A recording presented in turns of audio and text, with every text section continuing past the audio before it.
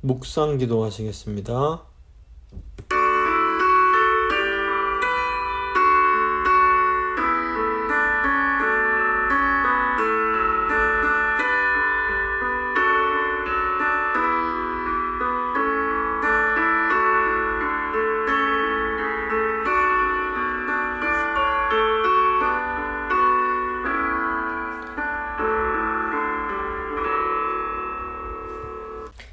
사도신경 고백합니다. 나는 전능하신 아버지 하나님, 천지의 창조주를 믿습니다. 나는 그의 유일하신 아들 우리 주 예수 그리스도를 믿습니다. 그는 성령으로 잉태되어 동정녀 마리아에게서 나시고 본디오 빌라도에게 고난을 받아 십자가에 못 박혀 죽으시고 장사된 지 사흘 만에 죽은 자 가운데서 다시 살아나셨으며 하늘에 오르시어 전능하신 아버지 하나님 우편에 앉아 계시다가 거기로부터 살아있는 자와 죽은 자를 심판하러 오십니다. 나는 성령을 믿으며 거룩한 공교회와 성도의 교제와 죄를 용서받는 것과 몸의 부활과 영생을 믿습니다. 아멘. 찬송가 454장입니다. 찬송가 454장 찬양하시겠습니다.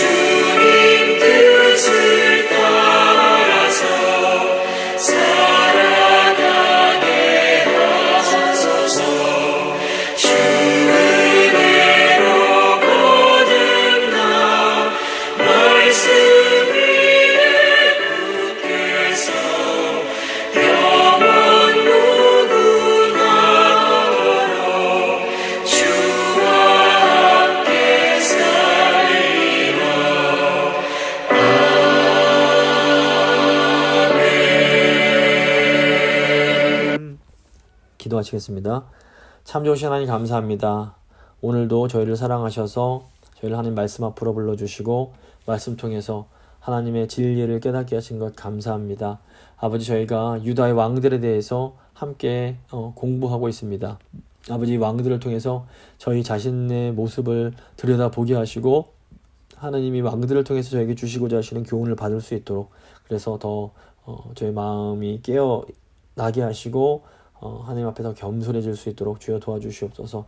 오늘 말씀 들으시는 성도님들, 성령님 찾아가셔서 그 마음을 만져주시고 하나님 말씀 통해서 오늘 이 시간 새로워지는 은혜가 있을 수 있도록 주여 도와주시옵소서. 모든 것 주님께 맡겨드리며 귀하신 우리 주 예수 그리스도의 이름으로 기도합니다.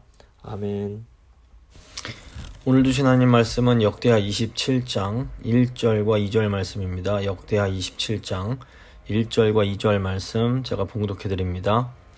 요담이 왕위에 오를 때에 나이가 25세라 예루살렘에서 16년 동안 다스리니라.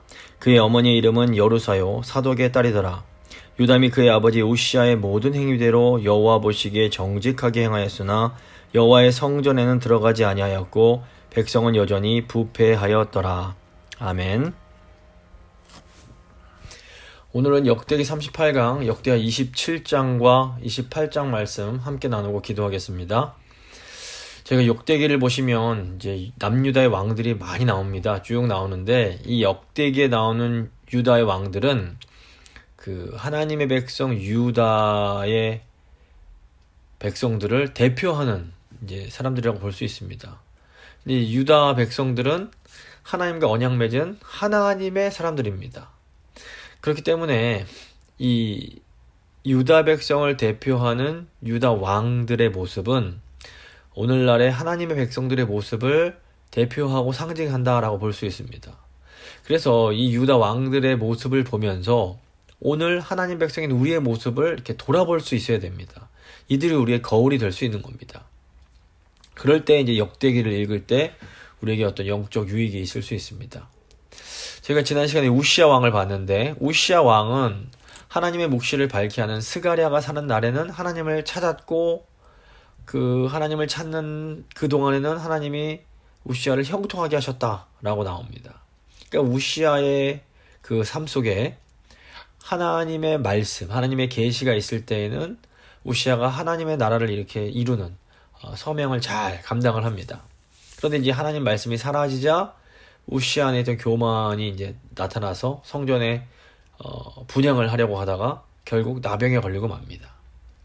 우리도 마찬가지입니다. 우리 삶에 있어서 그 말씀이 우리를 다스릴 때에는 우리가 하나님 나라를 세우는 이 사명을 감당할 수 있습니다. 하지만 우리 안에서 이 하나님 말씀이 사라지게 되면 어느새 저 깊은 곳에 숨어있던 교만이 올라와서 우리로 하여금 넘지 말아야 할 선을 넘게 만들고 결국에는 넘어지게 되는 그런 일들이 생겨납니다. 주위를 보시면 젊은 시절에는 하나님 말씀에 순종하면서 겸손하게 하나님의 일을 했는데 노년에 갑자기 교만해져서 넘지 말아야 할 선을 넘고 하지 말아야 할 일을 하는 어떤 목회자, 그런 중직자들이 있는 것을 보게 됩니다.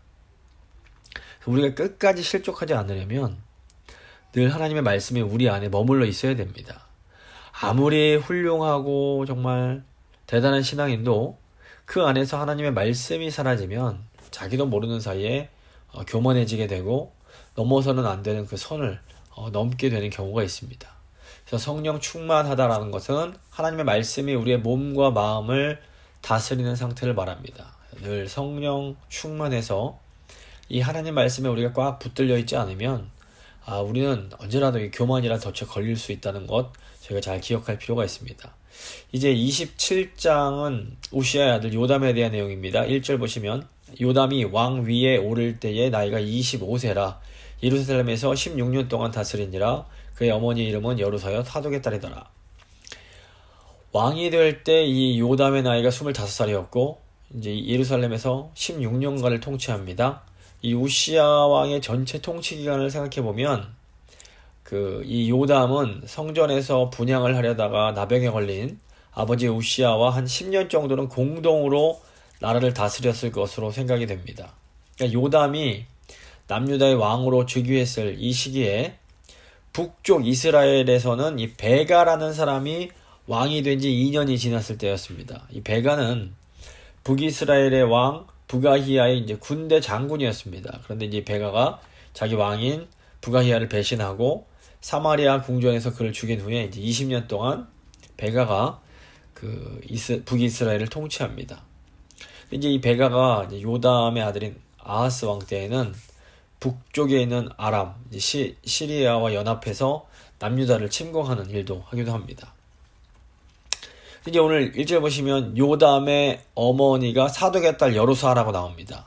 이 사독이란 이름을 보면 아마도 여루사가 제사장 집안의 딸이었을 가능성이 높습니다. 요즘으로 하면 목회자 집안의 딸이었던 겁니다. 그런데 이 이름의 이 여루사라는 이름의 뜻이 무엇인가 하면 뺏는 사람, 강탈자 이런 뜻이 있습니다. 왜 제사장 가문의 딸이 이런 이름을 갖게 되었는지 우리로서는 지금 알 수가 없지만 어쨌건 이 여루사라는 이름 자체에 담긴 어떤 부정적인 그 뜻이 있는 것을 보면 이 여루사의 아들인 요담에게 어떤 부정적인 영향을 주었을 가능성을 배제할 수 없습니다. 이게 특별히 역대기 보시면 많은 경우에 그 왕을 소개할 때 아버지와 함께 어머니의 이름을 같이 기록을 합니다. 이것은 어머니의 영향이 무언가 이게 자세히 설명하지 않지만 어머니의 영향이 있었음을 이제 암시하는 것이라 볼 수 있습니다. 그래서 어머니의 신앙은 사실 자녀들에게 영향을 줍니다. 그것이 선한 영향일 수도 있고 또 악한 영향일 수도 있습니다. 그리고 뭐 대부분의 경우에는 좋은 것과 나쁜 영향을 함께 다 주게 됩니다. 그래서 이제 부모님들은 이제 저에게 좀 선한 영향을 줄 수 있도록 하나님 앞에 기도하고 노력할 필요가 있습니다. 2절 보시면 요담이 그의 아버지 우시아의 모든 행위대로 여호와 보시기에 정직하게 행하였으나 여호와의 성전에는 들어가지 아니하였고 백성은 여전히 부패하였더라. 그러니까 요담이 그러니까 아버지 우시아처럼 하나님 보시기에 정직하게 행합니다. 반면에 이 요담 왕이 여호와의 성전에는 들어가지 아니하였고 백성은 여전히 부패했다라고 이제 평가가 됩니다. 이게 무슨 의미일까요? 열왕기상 15장 34절 보시면 요담에 대해서 이제 또 다른 측면에서 설명을 해줍니다. 요담이 그의 아버지 우시아의 모든 행위대로 여호와께서 보시기에 정직히 행하였으나 35절 보시면 오직 산당을 제거하지 아니하였으므로 백성이 여전히 그 산당에서 제사를 드리며 분향하였더라. 요담이 여호와의 성전의 윗문을 건축하니라. 그러니까 요담 왕이 한편으로는 하나님 보시기에 정직하게 행한 왕은 분명합니다. 그러니까 정직하게 행했다라는 것이 뭐 하나님 앞에서 완전하게 행했다는 의미가 아닙니다. 우시아 왕도 하나님 앞에서 정직하게 행했지만 산당을 제거하지 못했습니다. 이 산당을 제거하지 않는 죄는 사실 이 남유다 왕들이 아주 어떻게 보면 끊어내지 못하는 굉장히 고질적인 죄 중 하나였습니다. 하나님은 그 성전을 자신의 거처로 삼으시고 이 성전에서 자기 백성을 만나 주시겠다 이렇게 말씀하십니다. 그래서 시편 132편 13절 14절 보시면 여호와께서 시온을 택하시고 자기의 거처를 삼고자 하여 이르시기를 이는 내가 영원히 쉴 곳이라 내가 여기 거주할 것은 이를 원하였음이로다 이렇게 말씀합니다. 그래서 하나님 백성들은 이 하나님께서 정해두신 성전에 가서 제사드리고 하나님께 죄 용서받고 하나님과 교제하는 그런 은혜를 누릴 수가 있었습니다. 근데 이제 그 산당은 어떤 곳인가 하면 원래 가나안 사람들이 우상을 섬기던 장소입니다. 그래서 이 산당은 인간의 내면에 있는 어떤 종교성을 상징하는 곳이다라고 볼 수 있습니다. 그래서 예루살렘의 성전이 건축되기 전에는 하나님께서 임시 방편으로 산당에서 하나님께 제사 드리는 것을 허용하셨습니다. 하지만 성전이 건축된 이후에는 하나님 백성들은 오직 성전에서만 하나님을 예배해야 했던 겁니다. 이게 중요합니다. 그래서 이 산당의 문제가 무엇인가 하면 하나님의 백성들이 하나님을 바르게 예배하는 것을 방해할 수 있습니다. 이스라엘 백성들이 영적인 상태가 좋을 때에는 뭐 산당이 좀 남아 있어도 이스라엘 백성들이 성전에서 제사 드리면서 하나님께 은혜 받아서 산당이 이스라엘 백성들에게 큰 영향을 주지 못할 수 있습니다. 그런데 이스라엘에서 이제 말씀이 사라지면 영적으로 이스라엘 상태가 이제 안 좋아지게 되면 이때 이제 남아있던 산당이 즉시 이스라엘 백성들이 우상을 섬기는 장소로 변질돼 버릴 수가 이제 있는 겁니다. 그래서 상당히 제거되는 것이 필요했던 겁니다. 예를 좀 이제 들어보자면 모든 사람의 마음에 어떤 그런 종교심이 있습니다. 그래서 착한 일을 하면 복을 받고 나쁜 일을 하면 벌을 받는다. 뭐 이런 생각들을 가지고 있게 됩니다.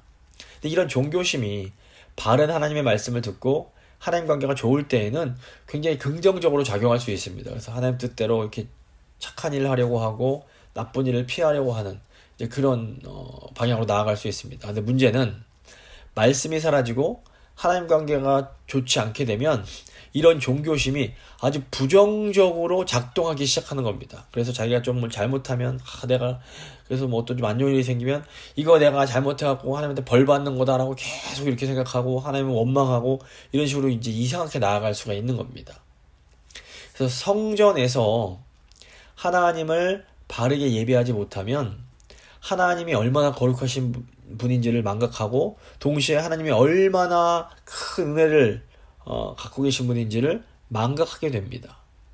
그래서 그 산당적인 방식으로, 그러니까 자기 마음대로 자기가 원하는 대로 하나님을 섬기게 됩니다. 이게 출애굽한 이스라엘 백성들이 모세가 시내산에 말씀을 받으러 십계명 받으러 올라갔을 때에 아론을 부축해서 금송아지를 만들어내는 것인데 이와 비슷합니다.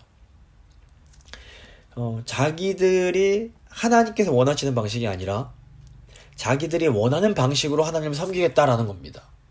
그러면서 우리는 하나님을 섬기고 있으니까 우리는 하나님 앞에 잘하고 있다 이렇게 착각하는 겁니다. 그러면서 하나님을 온전히 바르게 섬기겠다는 사람까지도 핍박하는 일들이 생겨납니다. 이 일이 이제 구약 성경 보시면 하나님 나라인 유다에서 실제로 일어납니다. 그래서 산당에서 이제 사실은 바알을 섬기는 사람들도 이 사람들도 마음속으로는 우리가 여호와 하나님을 잘 섬기고 있는 거야 이렇게 착각하며 살 수가 있는 겁니다. 그러니까 하나님 말씀이 없으니까 바알을 섬기면서도 이게 우상 숭배인지 하나님 뜻에 어긋나는 것인지 잘 알지를 못하는 겁니다. 그래서 오늘날에도 교회에 열심히 다니면서 사실은 뭐 돈이나 자녀나 뭐 직업이나 어떤 다른 것들을 우상으로 섬기는 사람들이 많습니다. 그러면서도 교회는 열심히 다니니까 나는 하나님 잘 믿고 있다라고 착각하게 되는 것입니다. 이게 다 왜 그런가 하면 그 안에 하나님의 말씀이 없기 때문에 그렇습니다. 그래서 주일에 예배당에 걸어 나와서 설교 들어도 그 예배가 안타깝게도 이 하나님 보시기에는 참된 성전에서 드린 예배가 아니라 구약적으로 보면 산당에서 드리는 우상 숭배가 될 수 있는 겁니다. 그래서 오늘날 성전에서 드리는 참된 예배는 성령 안에서 우리의 참된 성전이신 예수 그리스도를 통해서 거룩하신 하나님을 만나고 하나님께서 우리에게 베풀어 주시는 은혜를 경험하는 예배입니다. 그래서 성전 예배를 제대로 드리면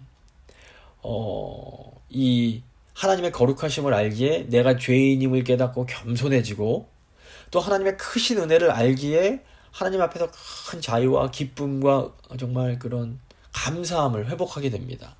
근데 이제 산당에서 드리는 예배는 어떤가 하면 계속해서 어떤 자기의 욕망을 내가 원하는 것을 계속 추구하면서 예배에 나와서도 내가 원하는 돈을 벌길 원하고 내가 자식이 세상적으로 성공하길 원하고 이런 것들을 계속 추구하는 그럴 수가 있게 되는 겁니다.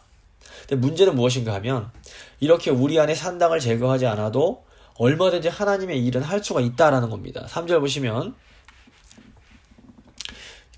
즉 요담 왕이 여호와의 전 윗문을 건축하고 또 오벨 성벽을 많이 증축하고 유다 산중에 성읍들을 건축하며 숲을 가운데 견고한 진영들과 망대를 건축하고.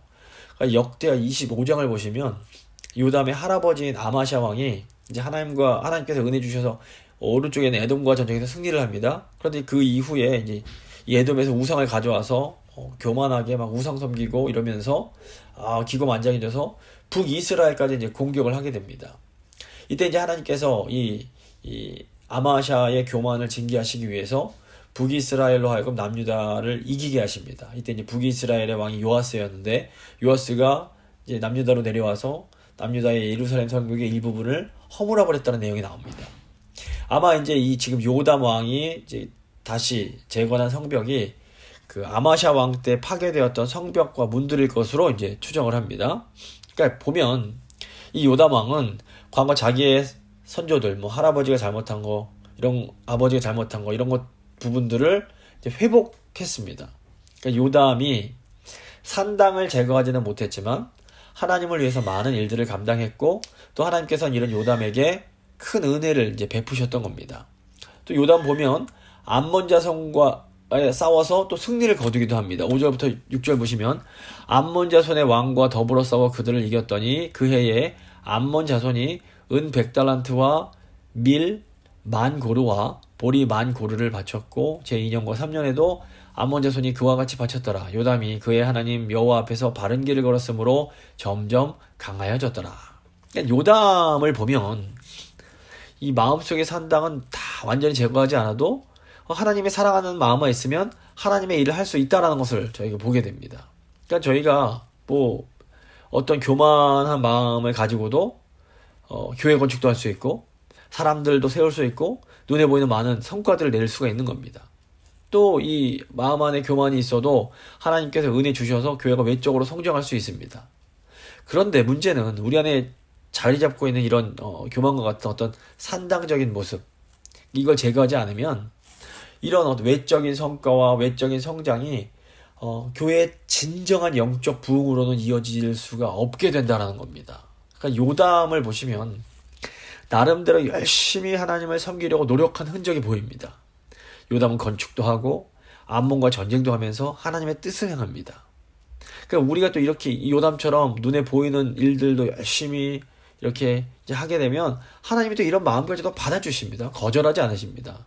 그러니까 하나님께서는 또 요담이 이런 부분에 대해서 정직하게 행했다 이렇게 인정해 주십니다. 하지만 안타까운 것은 무엇인가 하면 요담이 산당을 완전히 제거하지 못했기 때문에 백성들로 하여금 온전히 성전에서의 예배, 오늘날 치면 예수 그리스도께 집중하면서 드리는 예배를 드리지 못하게 했기 때문에 하나님의 뜻을 행하면서도 여전히 영적인 부패에서 벗어나지 못하게 됐다는 겁니다.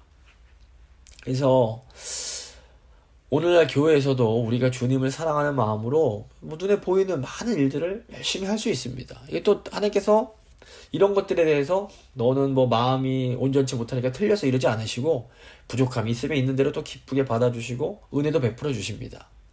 하지만 우리가 말씀으로 성령 안에서 우리 안에 있는 산당을 제거하지 않으면 하나님의 은혜를 경험하면서도 여전히 영적 부패에 머물러 있을 수가 있는 겁니다. 그 영적인 부패에서 벗어나지 못하면 우리가 참된 영적 부흥을 경험할 수가 없습니다. 그래서 하나님의 참된 관심은 하나님의 백성들이 어떤 눈에 보이는 번영을 이루는 것이 아닙니다. 하나님은 하나님의 백성들이 성령의 능력으로 하나님 말씀에 순종하는 거룩한 삶을 통해서 하나님을 모르는 열방에 하나님을 증거하는 제사장 나라로 살기를 원하시는 겁니다. 그래서 하나님께서는 이 하나님의 백성들이 진정으로 거룩한 백성, 이 제사장 나라가 되기까지 쉬지 않고 우리를 위해서 일하십니다. 이사야 9장 7절 보시면 그 정사와 평강의 더함이 무궁하며 또 다윗의 왕자와 그의 나라에 군림하여 그 나라를 굳게 세우고 지금 이후로 영원히 정의와 공의로 그것을 보존하실 것이라. 만군의 여호와의 열심히 일을 이루시리라 이렇게 말씀합니다. 근데 이 말씀이 오늘날에도 그대로 적용이 됩니다. 하나님은 교회인 우리가 정의와 공의를 행하는 거룩한 백성, 제사장 나라가 될 때까지 쉬지 않고 열심히 우리를 위해서 일하십니다. 열심히 하나님을 섬기는 이제 사람들일수록 그래서 마음속에 있는 산당을 조심해야 됩니다. 그러니까 우리가 하나님을 진정으로 섬기면 하나님은 우리에게 은혜를 베풀어 주시고 복을 주십니다. 그러다 보면 우리가 은연 중에 야 이거 하나님이 나를 기뻐하시는구나 하면서 우리 안에 있는 교만이라는 산당을 그냥 방치해 둘 수가 있는 겁니다. 이 죄와는 피 흘리기까지 싸워야 되는데 하나님의 복 주시면 이 정도면 괜찮은 거구나 생각하면서 그냥 이 죄를 놔두는 겁니다. 그런데 이제 문제는 우리가 은혜가 충만할 땐 괜찮은데 이 말씀이 사라지고 은혜가 이렇게 사라지면 이 우리 안에 있던 교만이 확 살아올라서 이 산당이 우상 숭배의 처소로 변하게 되고 결국에는 우리 자신을 파괴하고 우리 가정과 우리 교회를 무너뜨리는 것으로 역사할 수 있다라는 겁니다. 그래서 하여튼 요즘 그 하이델베르크 교리문답도 하지만 우리가 성령 안에서 우리의 죄, 옛사람을 계속해서 죽이고 성령 안에서 새롭게 성령 안에서 살아나는 이 성화의 과정, 이 회개의 과정을 계속해 나아가야 되는 겁니다.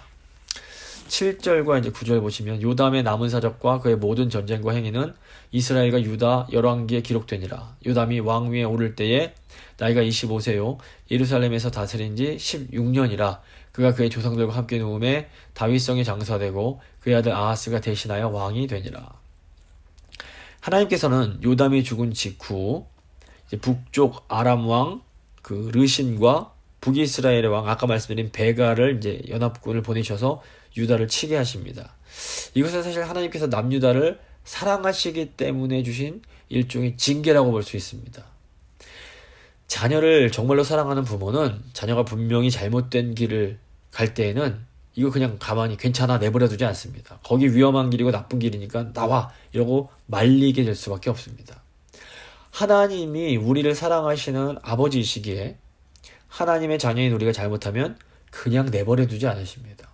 그래서 우리가 이 하나님 아버지의 마음을 잘 알고 하나님께서 이렇게 말씀을 통해서 어떤 또 징계를 통해서 이렇게 사인을 주실 때는 빨리 돌아설 필요가 있습니다. 이 38장은 요담의 아들인 아하스 왕에 대한 내용입니다. 아하스는 북이스라엘 왕 베가 17년에 왕위에 올라서 이제 16년 동안을 다스린 왕입니다. 1절 보시면 아하스가 왕위에 오를 때에 나이가 20세라 예루살렘에서 16년 동안 다스렸으나 그의 조상 다윗과 같지 아니하여 여호와 보시기에 정직하게 행하지 아니하고. 이 아하스 왕에 대한 평가는 처음부터 아주 부정적입니다. 아하스는 무엇보다 하나님 보시기에 정직하게 행하지 않습니다. 그러니까 다른 유다 왕들 같은 경우에는 비록 산당을 제거하지는 못해도 정직하게 행했다는 평가를 받는 경우가 많습니다. 그런데 아하스는 그런 긍정적인 평가가 전혀 없습니다. 이 아하스는 기본적으로 하나님을 경외하는 마음이 전혀 없던 불신 왕이었던 겁니다. 그래서 아하스는 북이스라엘의 왕들이 간 길로 행합니다. 2절과 3절입니다. 이스라엘 왕들의 길로 행하여 바알들의 우상을 부어 만들고 또 흰놈의 아들 골짜기에서 분향하고 여호와께서 이스라엘 자손 앞에서 쫓아내신 이방 사람들의 가증한 일을 본받아 그의 자녀들을 불사르고 또 산당과 작은 산 위와 모든 푸른 나무 아래에서 제사를 드리며 분향하니라. 북이스라엘 왕들의 아주 결정적인 죄가 무엇이었는가 하면 자기의 욕심을 하나님보다 더 중요하게 여기는 이 여로보암의 죄였습니다. 이 아하스는 이런 북이스라엘의 왕들처럼 자신의 왕권을 지키는 것을 여호와 하나님을 섬기는 것보다 더 소중하게 여기는 그런 사람이었습니다. 나아가 아하스 보시면 이방인들의 가증한 우상숭배를 따라합니다. 이런 행동은 아하스 이전의 유다 왕들에게는 찾아볼 수 없던 행동입니다. 3절 보시면 아하스가 하나님께서 이스라엘 자손 앞에서 쫓아내신 이방 사람들의 그런 가증한 행위를 했다라는 것을 강조합니다. 그러니까 하나님께서 이런 가증한 일을 하는 이방 우상 섬기는 자들 다 쫓아내셨습니다. 그러니까 유다 백성들도 그런 가증한 행위를 하면 얼마든지 쫓겨날 수 있는 겁니다. 아하스 보면 암몬 족속의 이제 몰록 제사처럼 자기 자녀들을 불 가운데로 지나가게 하기도 하고 산당들과 작은 산 위와 모든 푸른 나무 아래서 제사를 드리며 분향을 했습니다. 호세아 선지자가 이런 우상 숭배의 행위가 하나님 보시기에 간음과 음행을 하는 것처럼 아주 가증스러운 일이라는 것을 경고를 합니다. 호세아 4장 13절 보시면 그들이 산 꼭대기에서 제사를 드리며 작은 산 위에서 분향하되 참나무와 버드나무와 상수리나무 아래서 하니 이는 그 나무 그늘이 좋음이라. 이러므로 너희 딸들은 음행하며 너희 며느리들은 간음을 행하는도다. 그러니까 이 아하스 시대에는 이 바알 종교를 비롯한 각종 우상 숭배가 이 하나님의 나라 남유다에 가득했던 겁니다.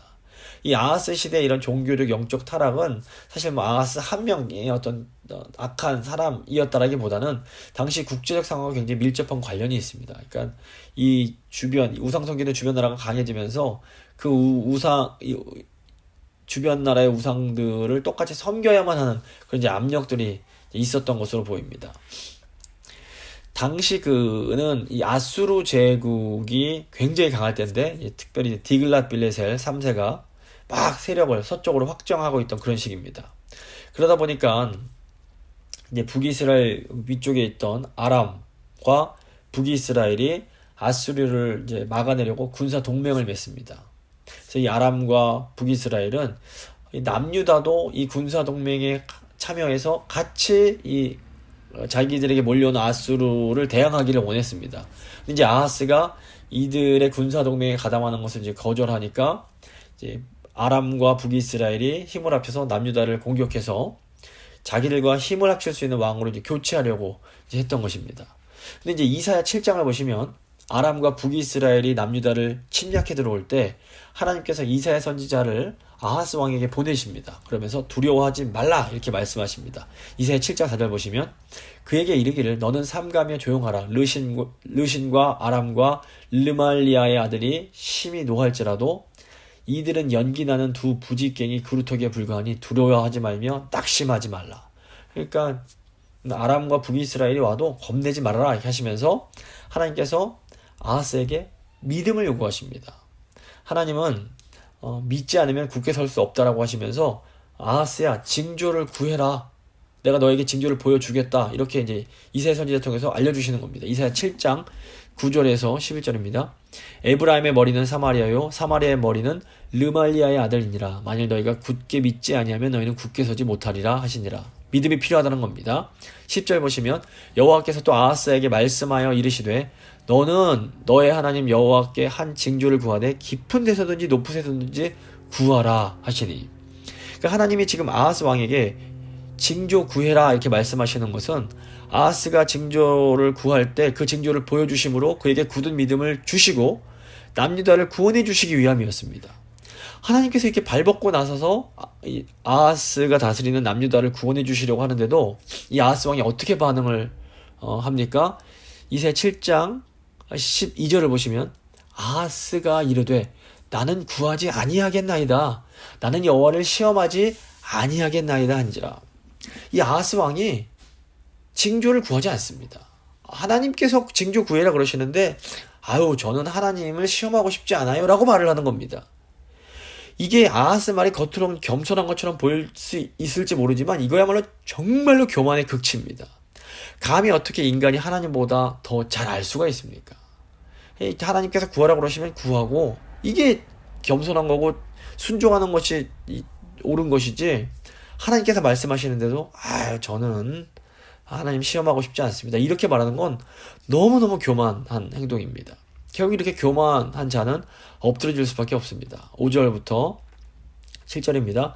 그러므로 그의 하나님 여호와께서 그를 아람 왕의 손에 넘기심에 그들이 쳐서 심히 많은 무리를 사로잡아 다메섹으로 갔으며 또 이스라엘 왕의 손에 넘기심에 그가 쳐서 크게 사륙하였으니 이는 그의 조상들의 하나님 여호와를 버렸습니다. 르말리아의 아들 베가가 유다에서 하루 동안에 용사 12만 명을 죽였으며 에브라임의 용사 시그리는 왕의 아들 마아세야와 국내 대신 아스리감과 총리 대신 엘가나를 죽였더라. 그러니까 교만한 왕 아하스로 대표되는 남유다는 결국 아람과 북이스라엘 연합군에게 아주 처참한 패배를 당하게 됩니다. 그런데 하나님께서는 이런 진노 중에도 이 남유다에게 또 놀라운 긍휼을 베풀어 주십니다. 그래서 하나님께서 이 북이스라엘 군인들이 이제 남유다 백성들을 포로로 사로잡아서 북쪽으로 이제 끌고 갈 때에 선지자 오뎃이라는 사람을 보내서 남유다 백성들을 풀어주게 하십니다. 8절부터 10절 보시면 이스라엘 자손이 이 북이스라엘의 군인들을 말합니다.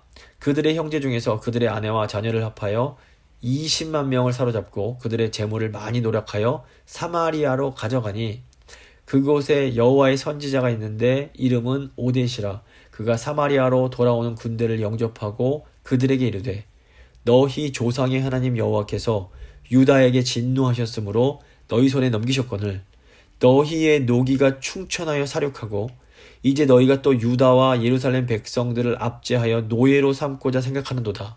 그러나 너희는 너희 하나님 여호와께 범죄함이 없느냐? 이 오뎃 선지자는 지금 남유다가 이렇게 패배한 것은 남유다가 죄를 지었기 때문에 하나님이 진노하셔서 이 패배한 것이지 북이스라엘 너희가 잘해서 그렇게 된 게 아니다 말하는 겁니다. 그러면서 너희는 여호와 하나님께 범죄한 게 없다라고 생각하냐? 이렇게 질책을 합니다. 11절 보시면 그런즉 너희는 내 말을 듣고 너희의 형제들 중에서 사로잡아온 포로를 놓아 돌아가게 하라. 여호와의 진노가 너희에게 임박하였느니라 한지라. 에브라임 자손의 우두머리 몇 사람 곧 요하난의 아들 아사랴와 무실레못의 아들 베레가와 살룸의 아들 여히스기야와 하들레의 아들 아마사가 일어나 전쟁에서 돌아오는 자들을 막으며 그들에게 이르되 너희는 이 포로를 이리로 끌어들이지 못하리라. 너희가 행하는 일이 우리를 여호와께 허물이 있게 함이니 우리의 죄와 허물을 더하게 함이로다. 우리의 허물이 이미 커서 진노하심이 이스라엘에 임박하였느니라 하매. 북이스라엘 에브라임 자손의 이 지도자들 중에서 이 5대 선지자의 말씀에 믿음으로 반응해서 그 남유다의 포로들을 이 북쪽으로 데려오지 못하게 막는 사람들이 있었습니다. 언제나 하나님의 역사는 이런 식으로 진행이 됩니다. 먼저 하나님께서 하나님의 선지자를 통해서 말씀을 주십니다. 그러면 소수의 믿음의 사람들이 그 말씀을 듣고 그 말씀에 순종함으로 하나님의 놀라운 구원이 이루어지는 겁니다. 14절부터 15절을 보시면 이에 무기를 가진 사람들이 포로와 노력한 물건을 방백들과 온 회중 앞에 둔지라. 이 위에 이름이 기록된 자들이 일어나서 포로를 맞고 노력하여 온 것 중에서 옷을 가져다가 벗은 자들에게 입히며 신을 신기며 먹이고 마시게 하며 기름을 바르고 그 약한 자들은 모두 나귀에 태워 데리고 종려나무 성 여리고에 이르러 그의 형제에게 돌려준 후에 사마리아로 돌아가더라. 결국 이 북이스라엘의 군인들이 이제 북쪽의 이제 지도자들의 말을 듣고 남유다 백성들을 이렇게 풀어주게 됩니다. 그러니까 이 북이스라엘의 군인들은 남유다의 포로들을 자기들의 어떤 민족이요 자기들의 형제로 생각하지 않았습니다. 하지만 하나님 말씀에 순종하는 믿음의 사람들은 그 포로로 잡혀온 남유다 백성들 역시 소중한 자기들의 어떤 형제로 자매로 생각을 했던 겁니다. 비록 남유다가 범죄하여 하나님의 심판을 받았지만 그 사람들 역시 하나님의 백성이라는 것을 알고 있었던 겁니다.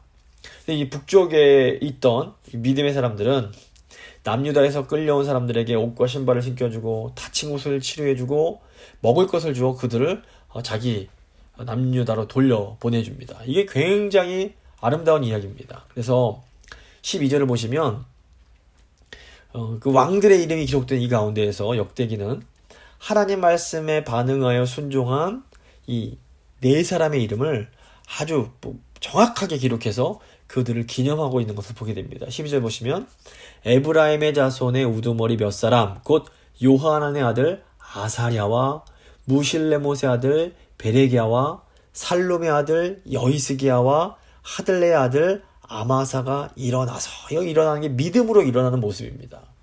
정말 아름다운 이 구약 역대에서 어떻게 보면 되게 아름다운 그런 장면인데 그러니까 저희 교회도 이렇게 정말 믿음으로 하나님의 말씀에 순종하여 일어나는 그래서 하나님 앞에 아름답고 영광스러운 이름으로 기억되는 좀 저희가 되면 좋겠습니다. 그래서 북쪽에서는 이렇게 믿음으로 아름다운 일들이 일어나던 이때에 남유다 왕 아하스는 하나님이 아니라 강대국 아수르의 힘을 빌려서 또 어떤 이런 자기의 위기를 극복하려는 그런 인간적인 방법을 선택하게 됩니다. 16절부터 19절입니다. 그때 아하스 왕이 아수르 왕에게 사람을 보내어 도와주기를 구하였으니 이는 에돔 사람들이 다시 와서 유다를 치고 그의 백성을 사로잡았으며 블레셋 사람들도 유다의 평지와 남방 성읍들을 침노하여 베스메스와 아얄론과 그데롯과 소고 및 그 주변 마을들과 딥나 및 그 주변 마을들과 김소 및 그 주변 마을들을 점령하고 거기에 살았으니 이는 이스라엘 왕 아하스가 유다에서 망령되이 행하여 여호와께 크게 범죄하였으므로 여호와께서 유다를 낮추심이니라. 지금 이 남유다가 이렇게 이민족에 다시 침략을 받으면서 어려움을 당하는 것은 이 아하스 자신의 죄 때문이었습니다. 그러니까 아하스가 다시 살아날 수 있는 유일한 방법은 하나님 앞에서 진정을 회개하고 하나님을 의지하는 방법밖에 없었습니다. 그런데 이 어리석은 아하스는 진정한 도움이신 여호와 하나님이 아니라 우상을 섬기는 이방 나라 아수르를 의지를 합니다. 20절, 21절 보시면 아수르 왕 디글랏 빌레셀이 그에게 이르렀으나 돕지 아니하고 도리어 그를 공격하였더라. 아하스가 여호와의 전과 왕궁과 방백들의 집에서 재물을 가져다가 아수르 왕에게 주었으나 그에게 유익이 없었더라. 이 아하스는 결국 자기가 이렇게 믿고 의지했던 아수르 왕에게 배신당합니다. 처음부터 아수르는 이 남유다를 뭐 사랑하거나 아끼지 않고 먹잇감 정도로밖에 생각하지 않았던 겁니다. 하나님의 백성이 그래서 세상을 믿고 세상을 의지하는 것만큼 바보 같고 어리석은 일은 없습니다.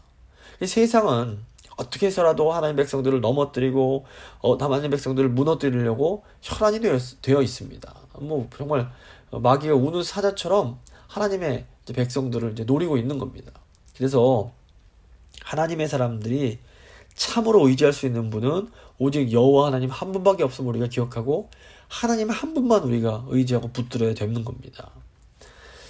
22절부터 23절 보시면 이 아하스 왕이 곤고할 때에 더욱 여호와께 범죄하여 자기를 친 다메섹 신들에게 제사하여 이르되 아람 왕들의 신들이 그들을 도왔으니 나도 그 신에게 제사하여 나를 돕게 하리라 하였으나 그 신이 아하스와 온 이스라엘을 망하게 하였더라.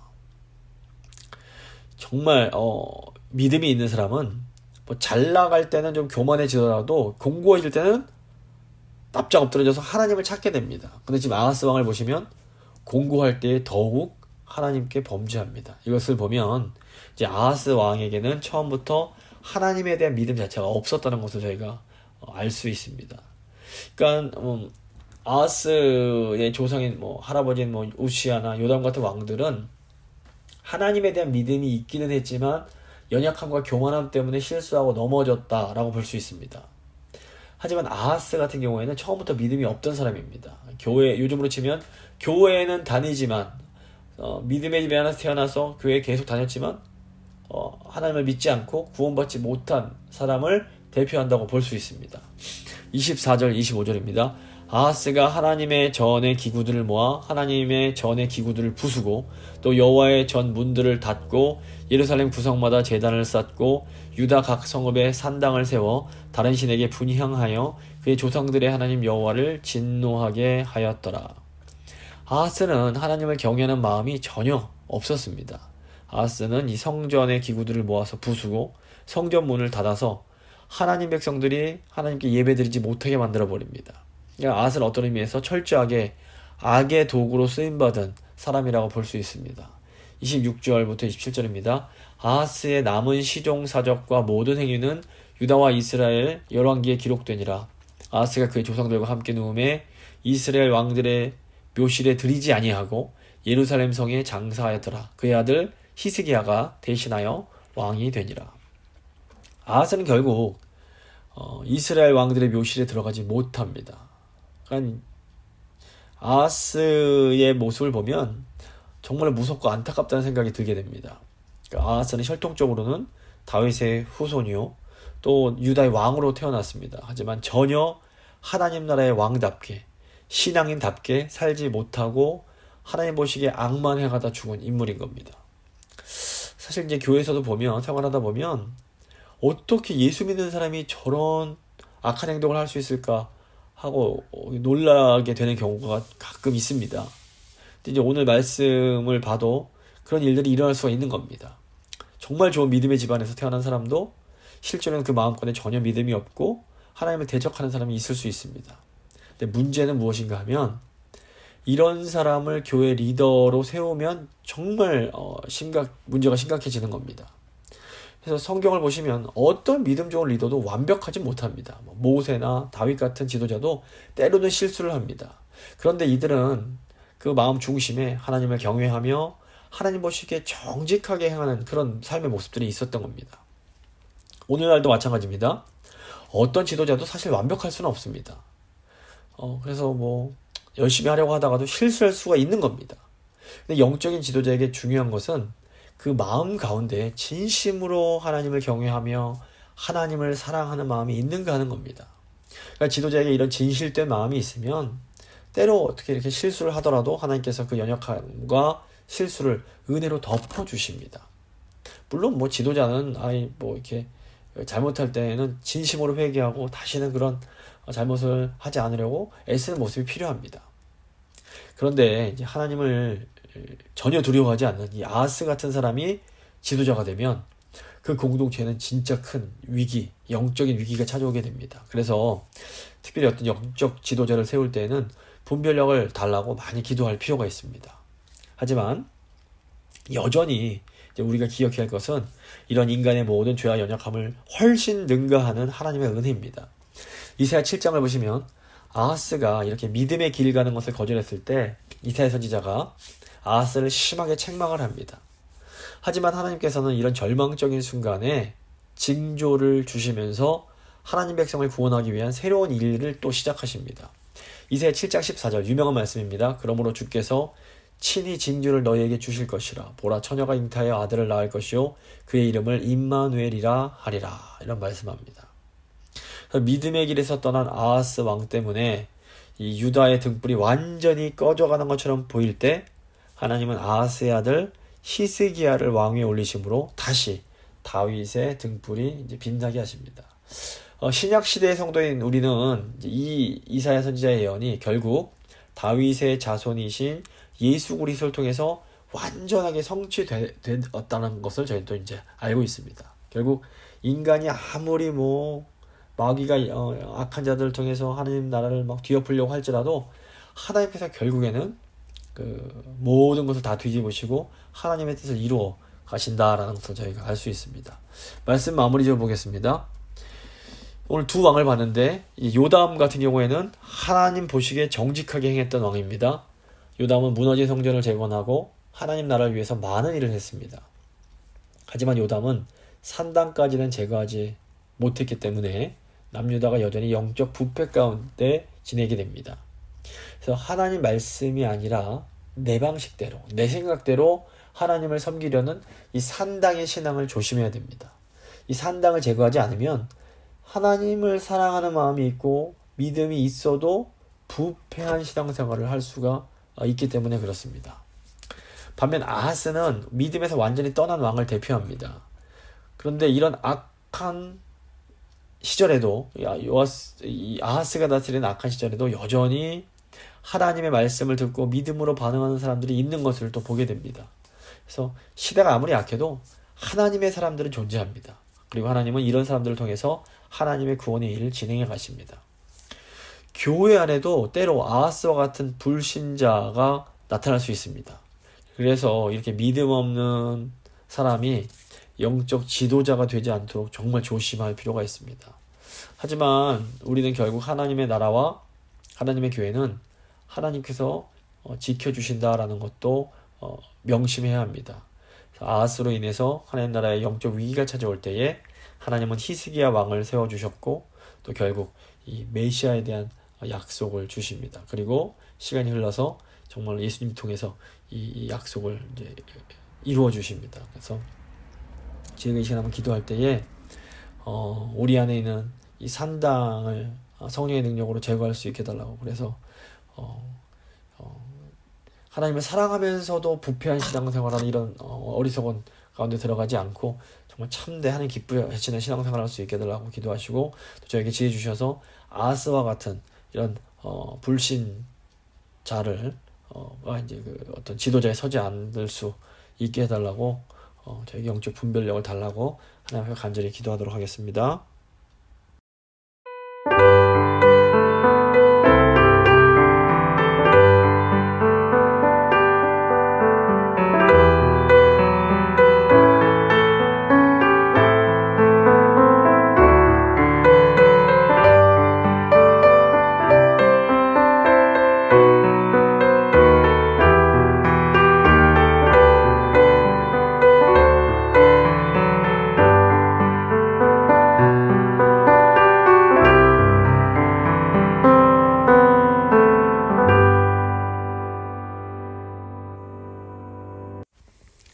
하나님 아버지, 오늘 말씀 통해서 새로운 것들을 또 깨닫게 하신 것 감사합니다.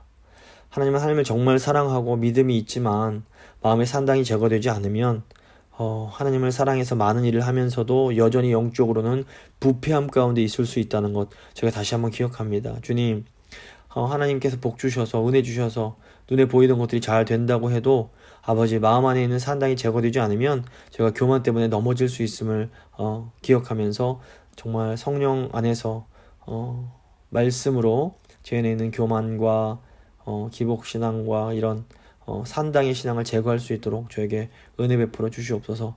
또 아버지 아하스 왕을 보면서 정말로 하나님 나라에 이렇게 끔찍한 일이 일어난 것을 저희가 두려운 마음으로 바라봅니다. 하나님, 먼저 영적인 지도자들이 정말로 깨어서 나아갈 수 있도록 도와주시고 하나님을 진심으로 사랑하고 정직하게 행하는 그런 하나님의 사람들이 이 영적인 지도자로 설 수 있도록 주여 저희가 그런 분들을 영적인 지도를 잘 세울 수 있도록 저에게 지혜와 명철을 더하여 주시옵소서.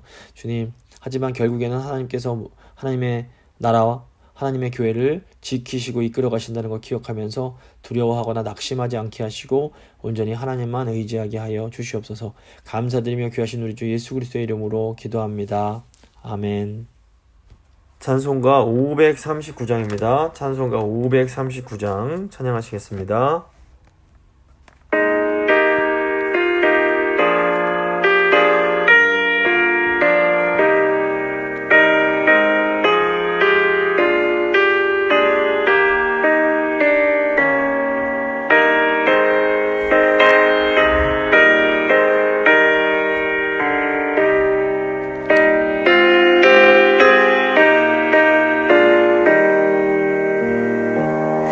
나 예수께 조용히 나가 내 모든 짐 내려놓고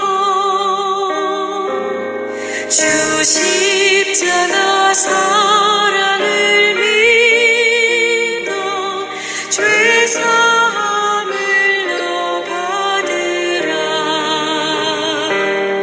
주 예수께 조용히 나가 내 마음을 쏟아놓으라. 늘 은밀히 보시는 주님 큰 은혜를 베푸시리. 주 예수의 은혜를 입어 내 슬픔이 없어지리. 내 이웃을 늘 사랑하여 너 받은 것 거저주라.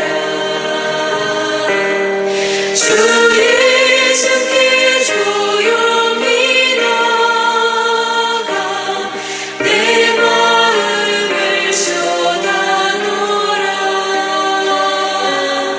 늘 은밀히 보시는 주님 큰 은혜를 베푸시리.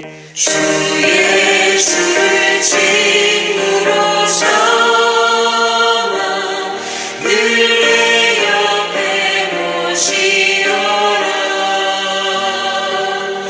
그 영원한 생명샘물에 내 마음 목축이어라. 주 예수께 조용히 나가 내 마음을 쏟아놓으라. 늘 은밀히 보시는 주님 큰 은혜를 베푸시리. 나 주님과 사귀어 살면 새 생명이 넘치리라. 주 예수를 찾는 이 앞에 참 밝은 빛